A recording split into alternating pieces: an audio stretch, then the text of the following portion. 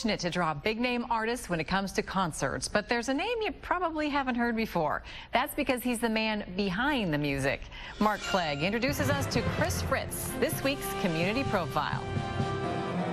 Spend an hour in a vintage record store and it's a trip back in time when rock was king and vinyl ruled.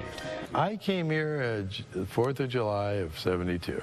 But for a real music history lesson, spend an hour with Fritz. It started at an early age. I mean, I really got the promoter bug. Fritz is president of the company that operates Capitol Federal Park at Sandstone.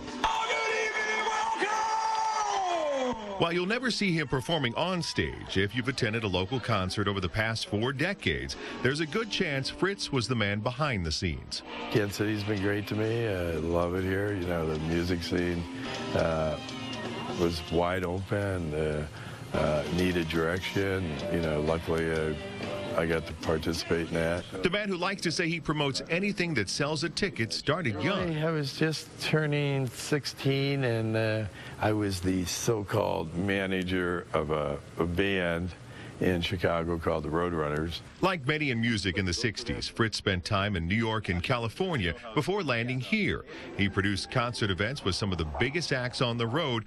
Among his favorites, Pink Floyd, the Rolling Stones, REO Speedwagon, ELO, and U2. This is like going and saying, hey, I was at Woodstock. I was at the first ACL. Now Fritz is just a week away from bringing the biggest event of his career to not 1 stage, but 5. Kanrocksas is about to take over the infield at the Kansas Speedway. This thing is definitely just going to be sensory overload, keep happening, keep playing music from, you know, the greatest bands. Muse, Black Keys, Perfect Circle, Eminem. I mean, yeah, it doesn't get any better than that.